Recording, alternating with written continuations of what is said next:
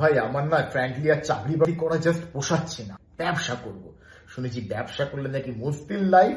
চাকরি করে কি পাচ্ছি জীবনে? হ্যাঁ, আমার করে দেওয়া কাজগুলো জার্মানিতে বসে থাকা জর্জ ও লিডারদেরকে দেখিয়ে প্রমোশন পাচ্ছে, ছুটি নিয়ে আইসল্যান্ড ঘুরতে গিয়ে নর্দার্ন লাইট দেখছে, আর আমি বাড়িতে বসে আছি লাইট বন্ধ করে, যাতে ইলেকট্রিসিটি বিলটা একটু কম আসে।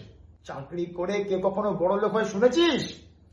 আরে না রে বাবা, নিউ টাউনে ফ্ল্যাট কেনা বাঙালিকে বড় লোক বলে না। ইএমআই এর টাকা শোধ করতে গিয়ে রোববারে মাটন খাওয়া বন্ধ করে দিচ্ছে, তারা নাকি বড় লোক। চাকরি করে জীবনের সেরা অ্যাচিভমেন্ট কি না, আইফেল টাওয়ারের সামনে দাঁড়িয়ে একটা সেলফি তুলেছি ইকো পার্কে।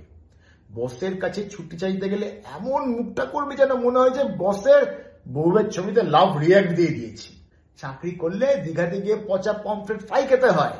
যেদিনকে ব্যবসা করব, ফ্রাইডে করে ব্যাংকক যাব, সুশি খাবো, রোববার রিটার্ন করব। কিন্তু সুশি তো জাপানি, ব্যাংককে তো থাই।